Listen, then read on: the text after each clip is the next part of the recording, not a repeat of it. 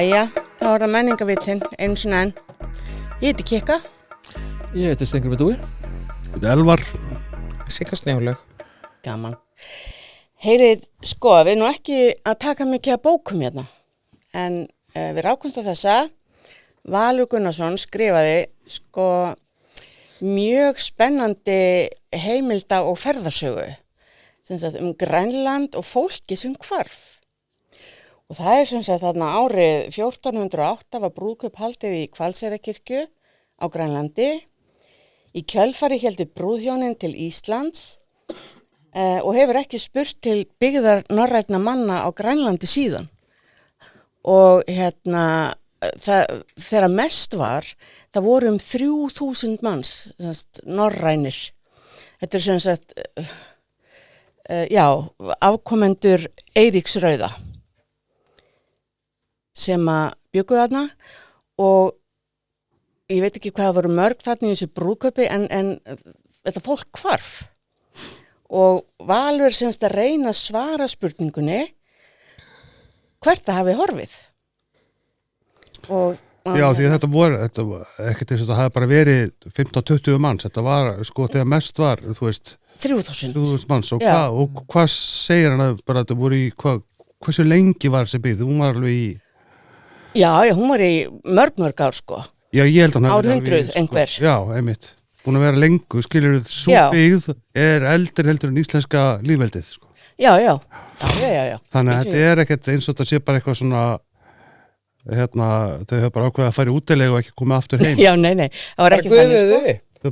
Það bara, já. Og þetta er svipaleiti og innúítar eru að að nema land á sama stað sko. Já, og hann Valur, hann er með nokkra svona hugmyndur hvað hugsanlega hefði geta gerst og ég held að þetta sé jólabókin í ár. Grænland og fólki sem hvarf og líka vegna þess að Grænland er náttúrulega svolítið mikið inn núna eftir að Donald Trump er búin að hóta að taka það yfir að þá er Grænland orðið svolítið svona landið sem að maður á að fara til. Ég hef aldrei komið til Grænlands nefnilega, en þið? Nei. Ekki en þá. Ég komið til Núk. Þú hefur komið til Núk. Já, sko, sagði ekki frá því að þú verið með múmíur. Já, ég var bara mjög hissa að það eru múmíur í Núk. Já. En heyrið þið. Fólk sem hafa frosið í ísnum í 5000 ár. Jesús. Hvaða fólk er það? Er það Inútar eða? Þetta er stúlka, Inútar. Já. Alveg bara í fötunum og öllu. Vá. Okay. Sjáum þetta þegar við förum til Núk. En ég tók smá viðtal við hann Val og hér kemur fyrsta viðtalið okkar. Hér er svo vel. Velkomin Valur. Grænland og fólki sem hvarf. Þetta er ekki skáldsaga. Nei. Hvernig datt þér í huga að skrifa þessa bók? Og segðu mér frá líka Grænlandi.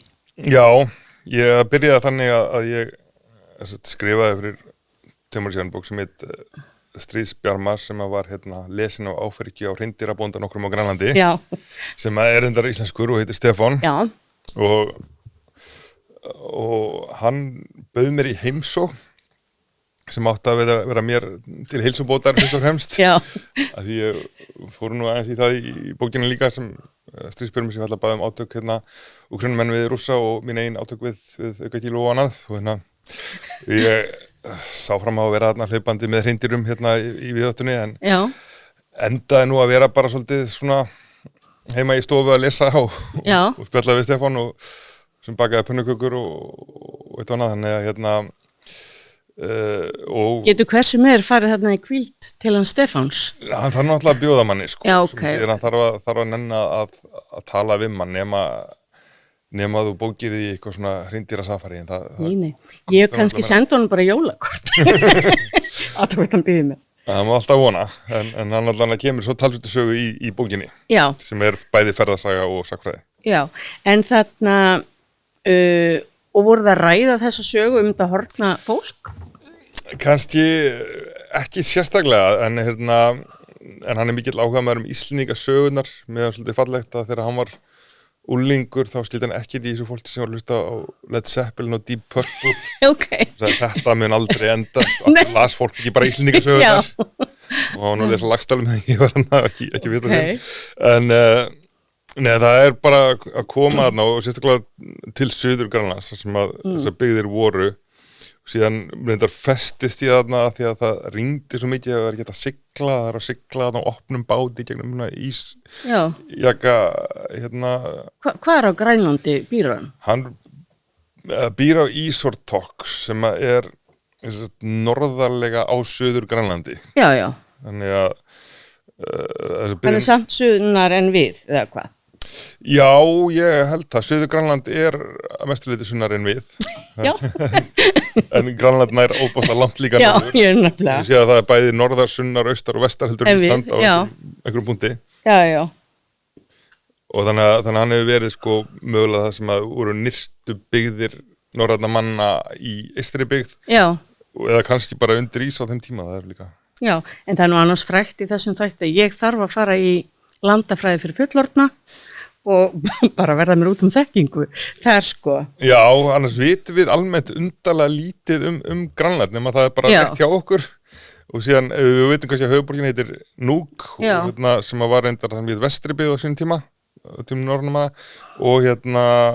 og síðan heyrir maður bara alltaf svona Narsarsuaq í veðurfréttum. Já, og Ammarsalik var einu sinni líka. Já, það er austanmegin sem er faktisk nær Íslandi en mjög afskekt með aðra byggðir í Grænlandi.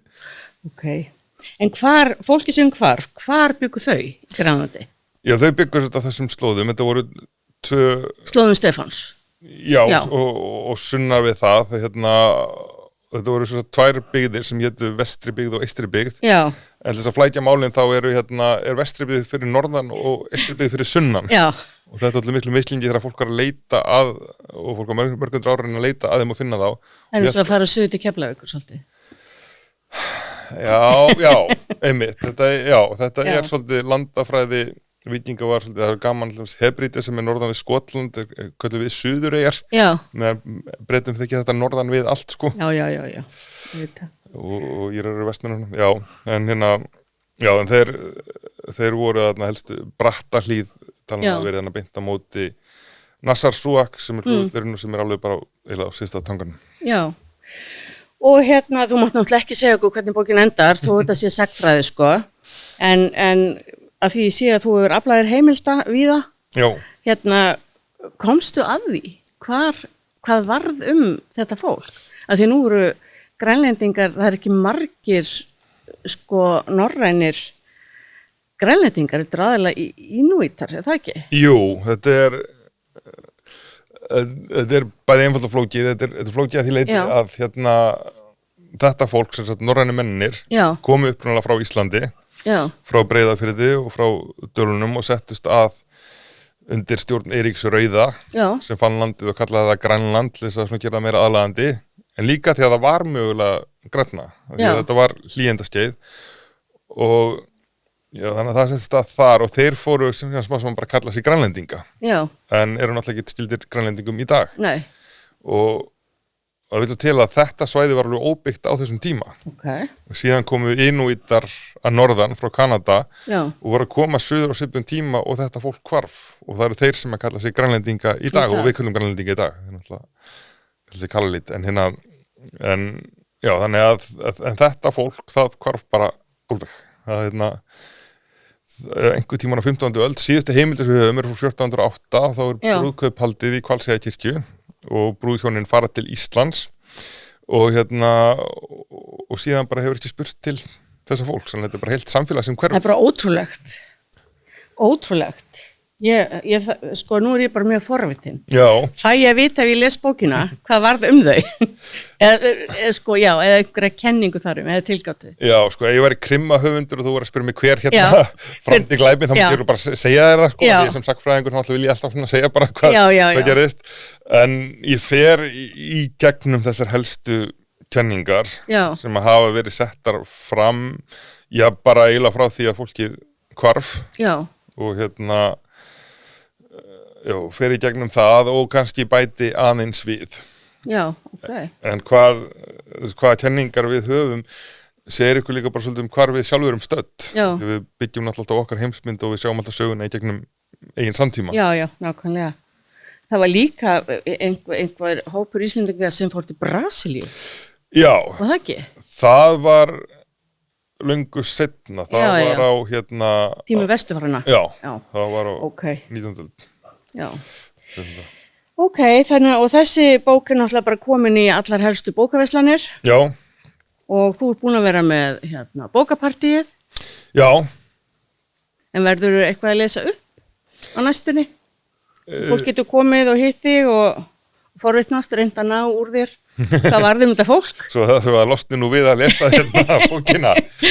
En sko ég nú þetta verið að skrifa alveg mikla dórand, en þessi bók er hérna mjög stutt á minn mæli. Já. Þannig að það er nú alveg hægt að svona... Það er bara rétt 260 síður. Já, og fyrri hluti hennar er blanda af ferðasögu og sakfræði, þannig að Já. og á nú held ég að heita skemmtilega aflestrar. Já, fólk þolir alveg að lesa 250 blaðsir. Já, maður vona það sko. Maður er kannski stytta bækunar ár frá ári eftir sem að athygliská á fólksbrestur en Já.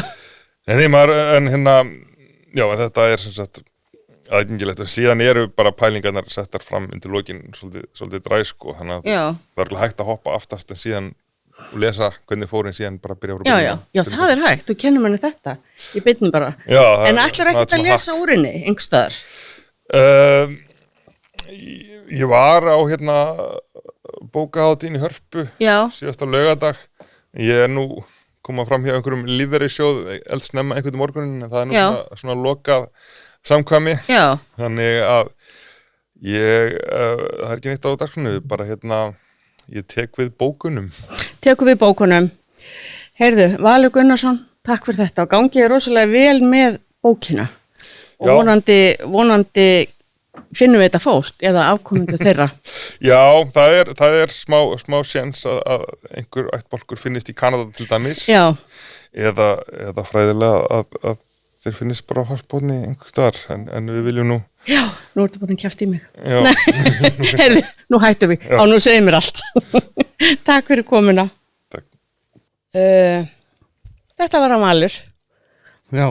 Skemmtilegur. Já, en þetta er líka, sko, svo er þetta líka eins og segir, þetta er líka ferðabók og það er hérna bara skemmtileg frásagnin þar líka, sko. Já, og þegar hann dvaldi hjá Stefáni, hreindýrabónda, það hljómar allt mjög spennandi og exotist, sko, en og maður langar til að fara, það er bara þannig, og kannski bara förum við öll þangað, bráðum. Já. Ég til. Já. Ég til. Já, ég líka.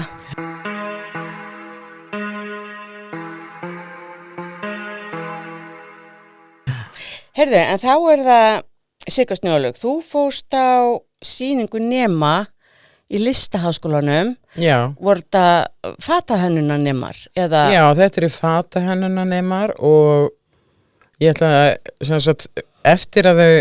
að byrja því að tala hérna textilmiðstöðuna, það er textilmiðstöð á Blönduósi, textilmiðstöð Íslands. Okay.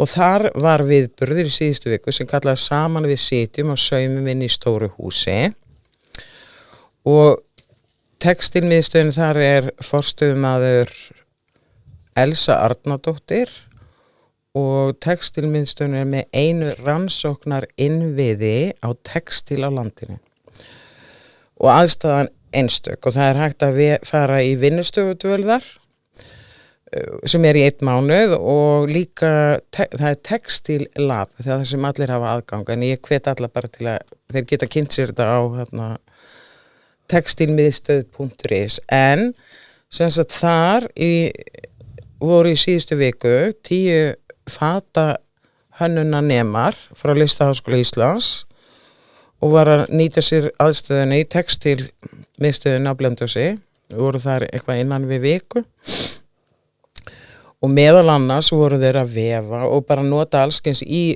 aðstöðina þarna og sem sagt voru meðal annars að vefa hérna í kljásteins vefstól sem er elsta útgáfa af vefstól á Íslandi. En sem sagt, Listaháskólanemi buðu hérna í vinnustofu og þau buðu sem sagt þorsbúum að koma til að endurlífga flíkur og lagfæra og bæði að koma með nýjar flíkur og til að fá ráðgjöf og hugmyndir og nemendur aðstöðu þáttakandur til að breyta og bæta og jafnvel skapa nýjar flíkur og þetta hefnaðist virkilega vel. En sýningin sem ég fór á áður en þau fara þarna að þá fáðu það verkefni, það semst áður en fara þarna í Blönduós. Já, á Blönduós, að þá eru þau með verkefni sem er í samstarfi við Rauða krossin þar sem þau eiga hanna fatalínu úr ósöluhæfum textíl. Já. Og semst eftir að hafa hannað þessa fatalínu þá eiga þau verið með innsetningu sem samþætti listræna tjáning sem sagt í formi innsetningu og innsetningi það er það sem ég fer á og sem sagt hún var í LHÍ í Stakkarhlíð þarna fyrir aftan gamla kennaraháskólan og það var stórkostlegt að fara það var bara þau eru svo hugmyndarík sem sagt þau eru náttúrulega þau eru hver velja sem sagt það er innblásið af einhverju ég náttúrulega kynnti mig mest að Ingibjörgu Emmu og Þorstein Gauju en þau eru 10 og ég vona að það komi upp sem sagt það á að koma upp sem sagt öllu nöfnu þeirra en sem sagt það var ballett og svo var annar með Lís í Undralandi og einhver var með sjóræningja einhver var með útihátíð Íslenskt landslag, ferðatöskur, af því það er náttúrulega, það er eiginlega enga veginn hægt að endur nýta einhverja ferðatöskur. Ég er alltaf úr því. En hún var búin að búa til geggjaðislega flottan kjól úr einni ferðatöskunni. Okay. Og það var einn sem var búin að búa til úr svona tjöldum, mjög fallegan kjól. Já.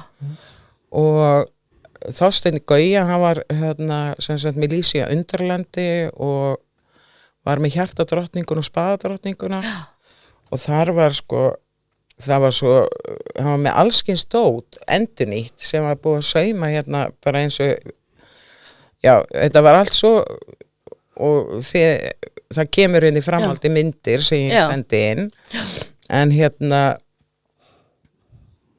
já, Emma, hún var búin að klippa sokkabuxur og hvað heitir það þegar maður setur stífarðar. Já, eins og dúka. Já, en þá var með götum og hún var búin að gera eitthvað svona hatt úr því og hún var búin að gera buxur. Mér fann, þetta var bara þau eru svo hugmyndarík og þetta voru glæsilega flíkur. Er þetta voru þetta, veistu á hvaða ári? Þetta voru annarsásnemar. Já. Já, þau eru náttúrulega, þessi krakkar í Listaháskólanum, þau náttúrulega bara eru ótrúleg.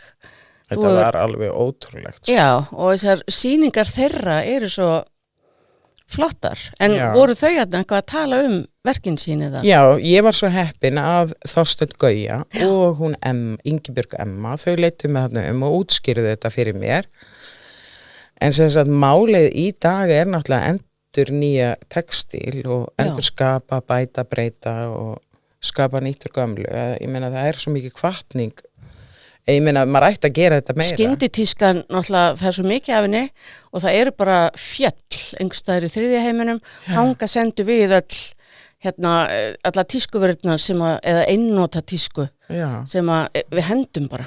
Það er náttúrulega gott að hvetja fólk að kaupa minna en það kom fram sem sagt líka að mikið af þessum textil úrgangi fyrir landfylli. Já, einmitt. En síðan sendum við líka eitthvað erlendis. Já, það er í Afríku. Þar er þetta komið bara heilu skipin frá Evrópu með og við mættum taka við sem þjóð mættum taka meiri ábyrgð á öllu þessu rusli. Já, algjörlega. En sem sagt þessi viðburður þarna á Blönduósi sem sagt þegar þau eru búin að sem sagt vera með þessa innsetningu, þá fara þarna á Blönduós og þetta í sambandi við norðurslóðaverkefni þar sem við erum að skoða endurvinnslu á textíl og það verið að vinna að því að sem sagt bæta meira sem sagt tækni eða svona tækjakaup þarna í textilmiðstöðun á Blönduósi þannig að það sé bæði hægt að tæta fatnað og spinna og búa til nýtt band og gera tilraunir og bjóða frumkvöðlum í heimsókn til að gera tilraunir og þetta allt hluti af námi fatahönnunarnema og sem sagt ónýtt auðlind. Já, frábært. Og þarna sem sagt þessi 10 listaháskólanemar eru náttúrulega frumkvöðlar okkar í framtíðinni og það má lesa þetta verkefni og sem sagt þessi verkefni sem eru inn á rannsóknarsetri skapandi greina. Já. Og bara hvet alla að fara inn á slóðina rssg.is. En við þurfum einhvern tímann að vera með þátt einmitt svona rusl menningu af því að ég meina það fullt af fólki sem að þú veist bara að stökkva hún í gáma og ná sér í matinn og ná sér í fína skó og fatnað. Þannig að Já, svo líka náttúrulega þessi umræðum einhvern veginn að það maður búin að hafa fyrir að flokka allt rusli og svo lesa að það sé verið að brenna það í Svíþjóð ég veit það. Já. Maður fíkur í mann, sko. Já. En ég heldur hafi nú tekið sig á að því að þjóðin hneykslaðist alveg ótrúlega mikið þegar þetta var Við gleymum þetta strax. Nei. Ekki. En ég held að það sé ég vona það. Ég held ekki, en ég held að sé að það verið að senda í skip og brennað einhverstaðar annars. Já, ég hef ekki ég tristi þessu fólki bara ekki neitt, sko. Nei, sá bransi, hann bara orðin svo kapitalismannum að bráðirinn að það ekki hægt að treysta honum. Já, náttúrulega einhver ástæða fyrir því að mafjósarnir, þú veist, í Ameríku work and waste management. Já, þeir voru allir þeir áttu allir ruslabíla og eitthvað svona waste management. Þannig að þetta eitthvað svona skrítin bransi. En Sigga, ef við svo ekki bara fylgjast með þessum krökkum og mæta á vorsýninguna? Jú, það væri bara, þetta var frábært hjá. Já, ég heyri það. Já. Það við fylgjumst með þeim og takk fyrir. Já. Það var bara var ánægin að koma og vilja endilega fylgjast með þeim að þetta var svo þau eru svo hugmyndarík. Geta kannski saumað hatta á Elvar. Já.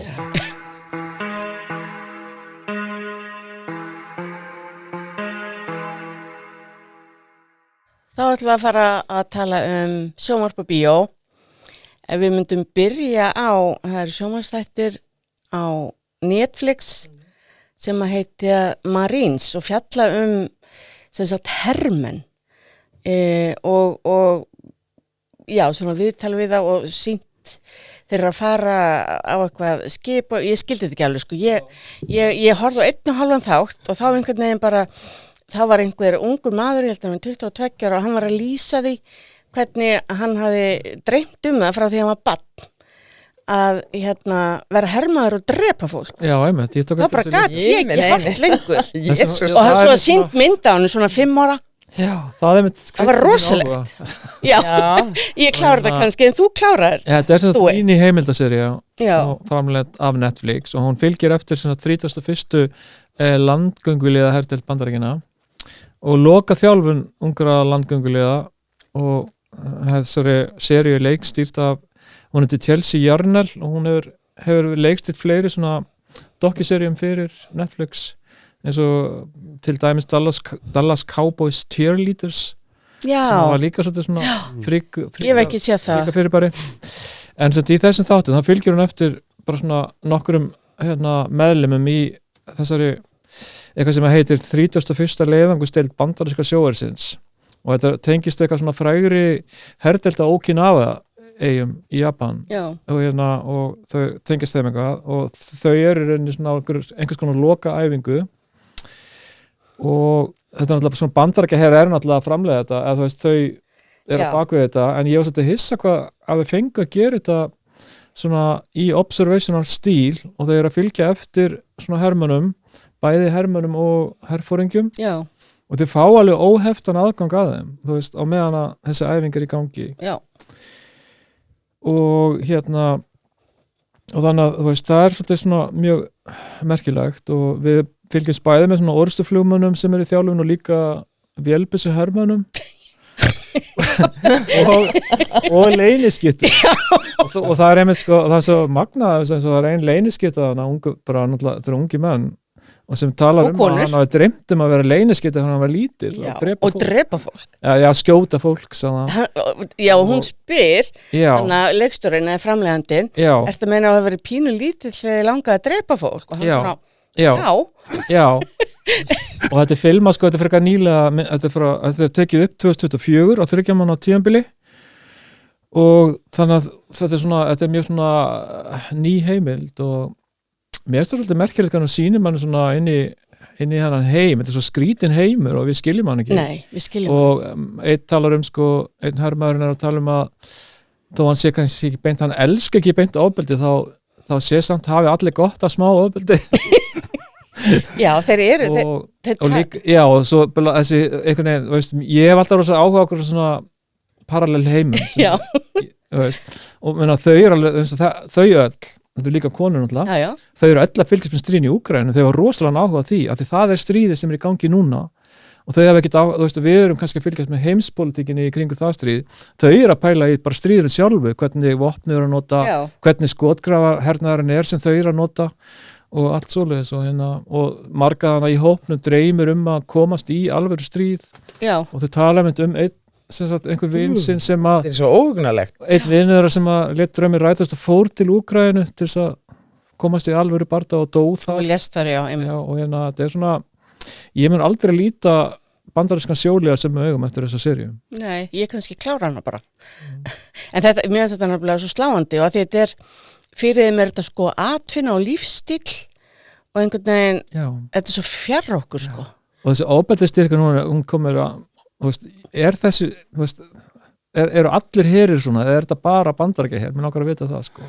Ég meina að það er verið að borga þig til þess að beita ofbeldi það er verið að þjálfa því það hlýtur að vera að fólki sem þú fær til þess það hlýtur að vilja það ég meina að þú veist það er ekki verið mikið sko þegar við erum komin kannski í herskildu og fara að neyða fólk í herin, það er kannski eitthvað annað en sko svona en þetta er oftast bara eina leiðin út líka fyrir sko í í bandarísku í þessum fátækustu miðríkjum sko en þetta er náttúrulega ef þú ert tilbúin til að beita svona miklu ofbeldi það er líka möguleik að þú verður beittur þessu ofbeldi sko þannig að ég er alltaf mikið gunga til að taka séns á einhverju svoleiði sko. Var engin heilaþvottur í þessari bíómynd? Þetta eru þættir? Það er sko mikill ægi. Jú, heilaþvotturinn er kannski bara svona ég veit ekki, hann er búinn bara að gerast þannig á þessum, þetta eru svona þeir er að klára herþjálfuna og þessum punkti er að verða atvinnuhermenn en þess vegna finnst manni að það er svo ógnýtt að þetta barn skuli hafa dreymt það fyrir að hann var krakki að bara drepa fólk. Já, mér finnst það líka sko, þú veist að segja frá því einmitt, einhvern veginn.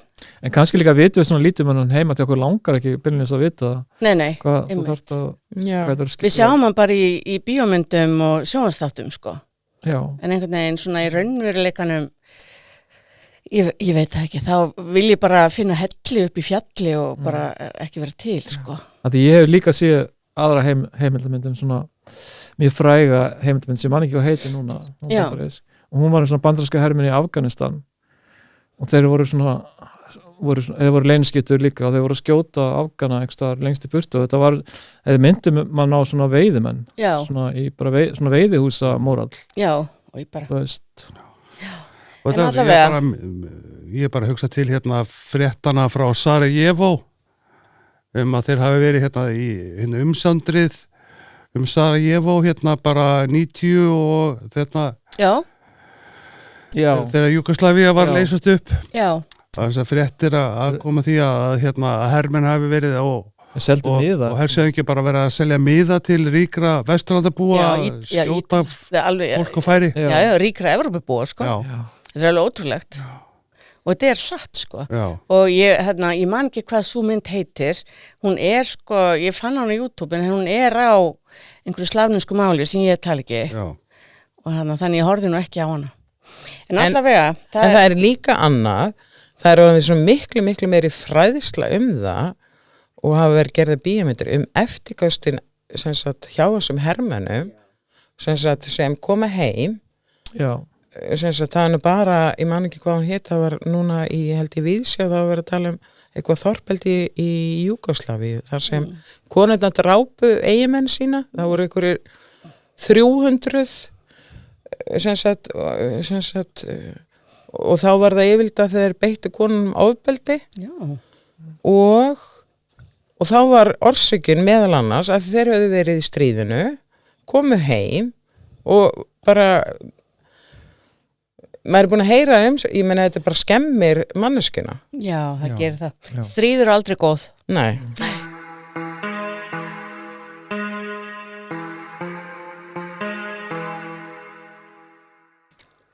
Heyrðu, svo sáum við bíómynd. One Battle After Another. Já. Stórkostleg.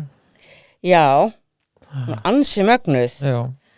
Og hún er eftir Paul Thomas Anderson sem hefur náttúrulega gert fleiri frábæra myndir. Já, hann er Kannski aðeins að tala hann áður en við förum í myndina. Jú, hann er sem sagt fættur 1970 og bandarískur kvikmyndagerðarmaður auðvitað og hann er jafnvel talinn fremstu kvikmyndaleikstjóri sinnar kynslóðar og hefur hlotið ýmsa viðurkenningar, BAFTA-verðlaun, tilnefningar til 11 Óskarsverðlauna og Golden Globe-verðlauna og Grammy-verðlauna og hann hefur líka unnið leikstjóraverðlaunin á kvikmyndahátíðinni í Cannes, Silfurljóni í Feneyjum og líka bæði Silfur og Gullbjörnin á kvikmyndahátíðinni í Berlín.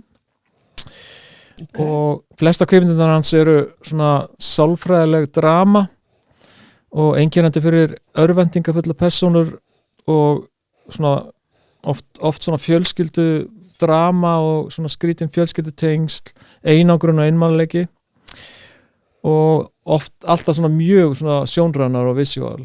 Já. Og þessi mynd er ekki síst þannig og það má svona nefna bara, hann byrjaði fyrsta myndina hér Hard Eight sem hann gerir 1996 og síðan kemur mynd sem heitir Boogie Nights eftir hana og síðan gerir hann Magnolia sem allavega margir okkar kynslóð eða minni kynslóð allavega þekkja svo kemur Punch Drunk Love eftir hana og síðan kemur líka mjög þekkt kvikmynd There Will Be Blood sem er talin eina bestu kvikmyndin 2001. Aldarinnar og síðan kemur The Master 2012 og Inherent Vice 2014 sem líka byggð á skáldsögu eftir sama höfund og One Battle After Another er byggð á sem heitir Thomas Pynchon og síðan koma Phantom Thread og Licorice Pizza kemur 2021 sem er stórkostleg mynd líka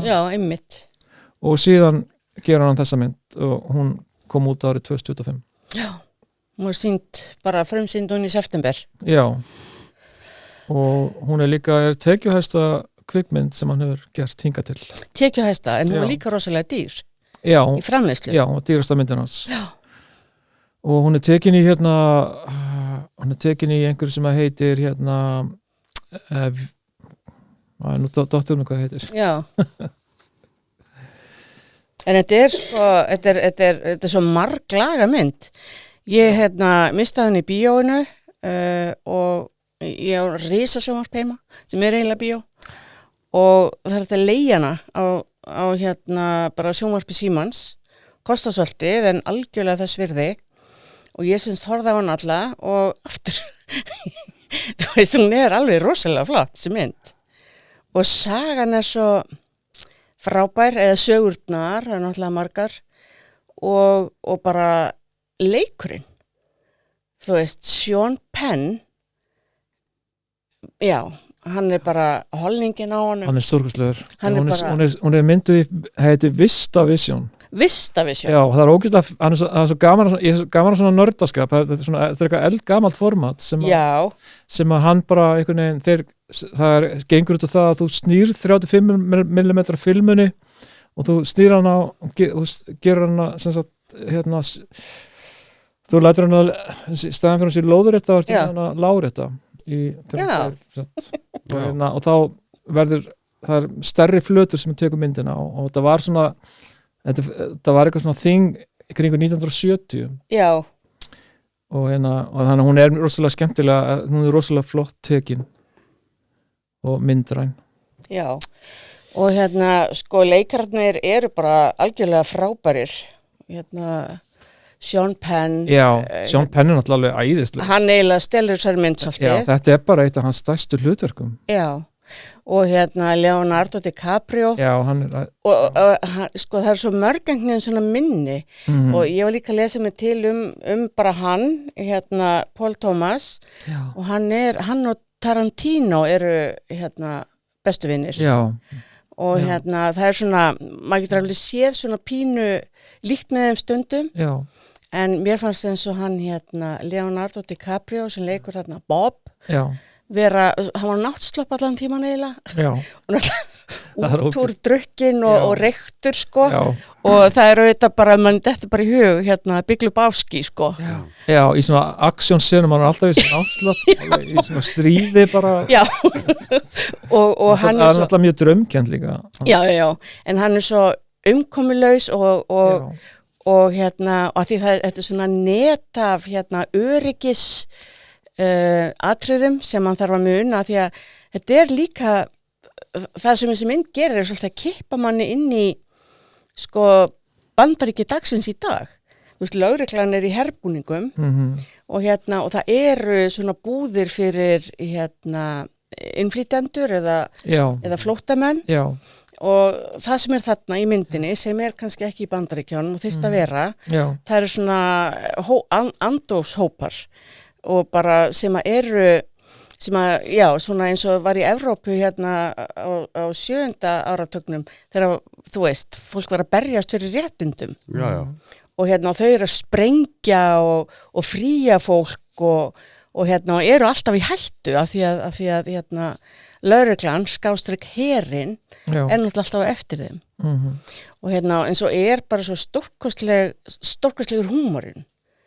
Hvað hann heitir, Lovejack, sem hann leikur Sean Penn, langar svo að fara í félagskap sem heitir Jólagleði. Já, The Christmas Adventures Club. Já, jólaævintýra hópurinn. Og þetta hljómar ógeðslega fyndið, en svo er þetta líka svo skeri sko þetta nafn, af því þetta er svona þetta er algjör svona White Power klúbur. Já, hvítingja hópur sko. Hann langar svo að fara að inn og hann þarf að svara spurningum og hann er meðal annars spurður af því hvort að hann hafi einhvern tíma sofið hjá lítæri konu. Já. Og hann bara aldrei. En hann hafði sem skert það og eignast með henni barn. Og þetta gengur svolítið út á það að hann til að halda stöðinni í klúbnum. Og verður hann spiltur í rauninni og til þess að komast inn í klúbin. Já, og hann segir við hana þegar þau hittast að það sé mikilvægara fyrir hann að vera í klúbnum heldur en að vera pabbi hennar, skilurðu. Og hann er svona bara að reyna að útrýma sönnagögnum sem er hún. Og þetta er bara svo stórkostlega vel gert. Já.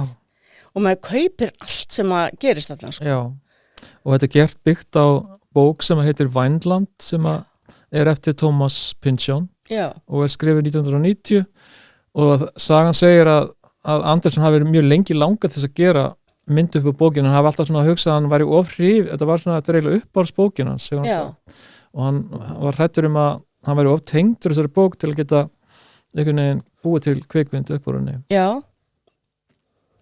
Já, stendur að hann hafi svona sé svona ekki alveg upp á bókinu, heldur svona hugmyndin komið þaðan. Já, hann byggir þetta á bókinu, þetta er ekki bókin samt. Já. En þetta er byggt á henni samt. Já.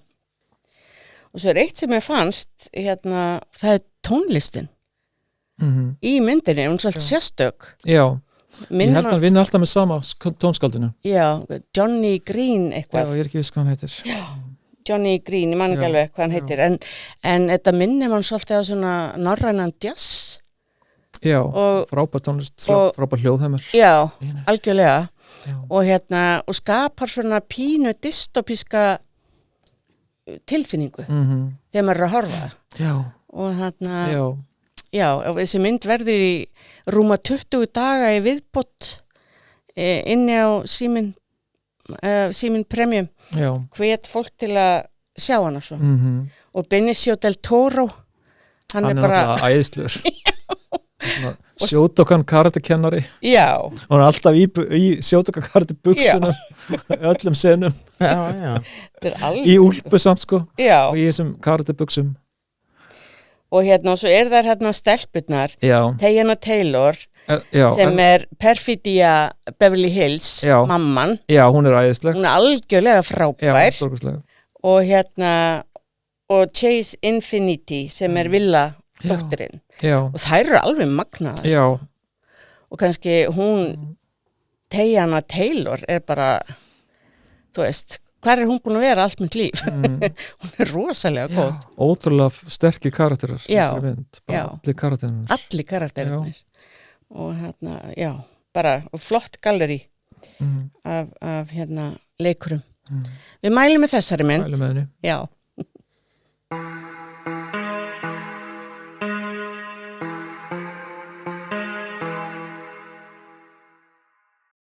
Heyrði, og svo nú allt jólastöffið byrjað, þannig að ég var svona að skoða hvað maður ætti að gera í næstu viku og fór að fletta inn á tix.is sem selur nú flesta miðana og hafið kíkt á þetta. Nei. Það eru alveg rosalega margir tónleikar, leiksýningar, uppákomur, út alland og í öllum húsum í Reykjavík og þetta meira og minna uppselt. Já, já.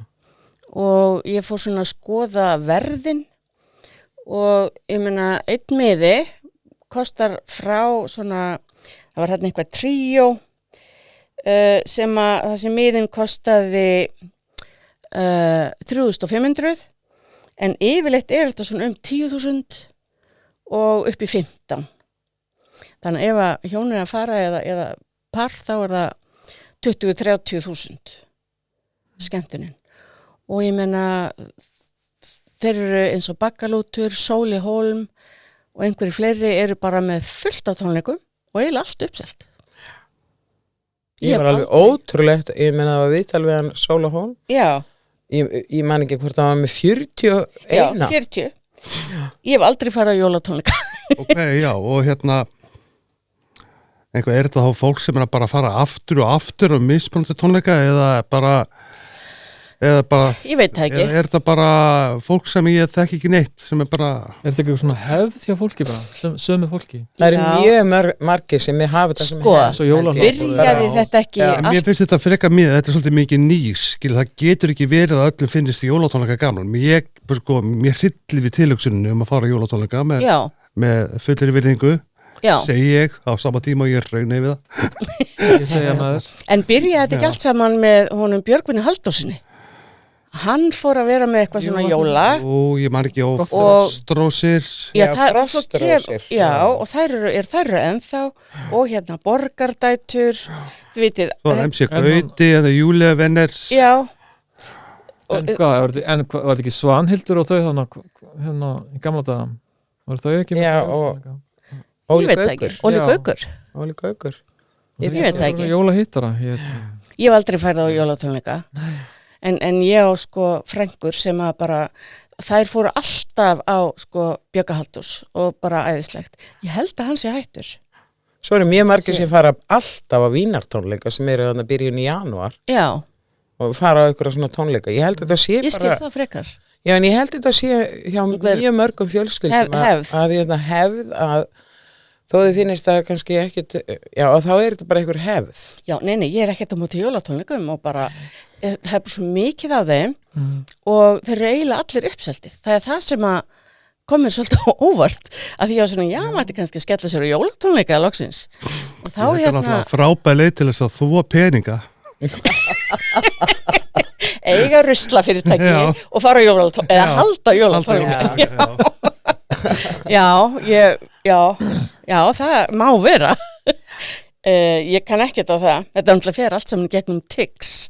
Já. Þannig að það er kannski erfiðara. Ef þetta væri svona peningu við dyrnar, þá gengi ég sko. Já, ég þekki ekki hana heim, ég get ekki bara... Nei, ekki sem er náttúrulega þess vegna ættu við eiginlega að drífa okkur á einhverju jólatónleika, en þeir eru bara eiginlega allir uppseldir. Já. Ég ætla að skoða hvort það væri meira að segja silfurskeiðin sem að við fórum á daginn hérna á Jónsmessu nætu draumi í Tjarnarbíói. Já. Þau eru með hérna einhverju svona jólagleði í andri hérna Tjarnarbíós í 10. desember eða eitthvað þannig. Getur kannski komist að það? Já. Sniðugt. Okay. Okkur fannst þau svo skemmtileg. Já. Þannig að ég er bara, það er allt eitthvað bara svona jóla og ég veit ekkert hvað ég að gera í næstu viku. Hvað ætl þið að gera? Ég ætla að fara að drífa mig á hana á útkvöruvirki sýninguna Sigurðar Ámundasonar í Gróttu. Já, hún er ennþá. Já. Maður þarf að fara sem þegar það er fjara. Já. Mér finnst það alltaf spennandi. Já. Að kíkja á það. Já, drífum okkur. Já, endilega. Já, ég á göngu skó. Já. Og mér finnst það ekki að kíkja þangað. Já, það var æði. Reynum að fara öll. Elvar, ert þú með eitthvað sem þú ætlar að gera? Sko, mér var boðið hérna á málað í núvitund og vasslita smiðja með Andri og Aðalsteins í Móar stúdíó Bólholti 4. Já. Það er sem sagt hérna hugmyndir svo að allur efniviður er á staðnum og í smiðinni bara svo ég lesi bara af íventunum hérna. Já. Lefa okkur að dvelja með litum og efninu í núvitund. Hugsa verður sköpunarferli sem hugleiðslu til þess að mæta tilfinningum að skapa ró. Efnið nýtt til þess að mynda hreyfingu á því sem að bærast innra með okkur án þess að þurfa endilega að skilja það, heldur fremur til að vera með því sem er. Við komum saman sem lítill hópur, njótum návistar og höfum gaman. Það þarf engan listrarna bakgrunn til þess að nýta litina á þennan hátt, heldur þetta fremur eins konar vakandi hugleiðsla. Aðgangseyrir er 10.900 krónur, talandi hérna, þetta er svona eins og hérna... Já, þetta er svona frekar ódýri tónleikar. Svona eins og ódýri jólatónleikar. Já. Til komar 10 manns að, efniskostnaður innifalni verði. Já. Mér finnst þetta bara svo spennandi. Já. Er þetta... Hvernig er þetta? Þetta er á laugardaginn. Einn dag, já. 29. nóvember. Þarf að skrá sig eða? 1 og 3. Þetta er bara, Já. En er þetta ekki akkurat þessi fólk, margir þurfa svona fyrir jólinn? Jú. Aðeins íhuga, róa sig, undirbúning undir jólin að þú ætlir að njóta aðventunar, ekki fara í bara í eitthvað, bara bjóða fólki í kaffi og bara ekki fara í eitthvað kaupæði. Tíminn líða svo hratt að nokkur ár sér mér fór að líða þannig að ég bara valla búin að taka niður eitthvað jólaskraut fyrir að maður þarf að henda því upp aftur. Ég er með jólaskrautið ennþá síðan í fyrra. Já, og ég vildi bara fara að halda jólin 4. hvert ár. Nei, ég er algjörlega... Börn verður mjög hrifin að þessu. Já. Ég er sko búin að setja bara kerti út um allt og mér finnst bara dásanlegt að bara kerti og svo rökkri fyrir utan og svo er ég fann að kveikja á ilmkertum. Já, ok. Æði. Já. Ok, ég skal reyna að vera jákvæð. En ég er búin að skipta yfir í rauðkerti staðan fyrir appisnugul. Mér finnst þetta svo mikið maus eitthvað og ég meina það er miður í nóvember og það er bara allt vaðandi í jólum sko. Allt og snöggt. Allt í lagi svona lítil jólaskrýðing og kerti og eitthvað. En að vera að fara að setja upp jólatrið stóra bara 1. desember, mér finnst það ekki passa. 1. des? Það er bara núna? Já, og margir búin að setja ég bara... Það byrjaði í september. Já, ég bara fæ pínu flikk flakk innra með mér. Já. Herðu, við hættum það sem að Sigga fer flikkflakk inn í sér. Já. Svona grinnstemming. Já.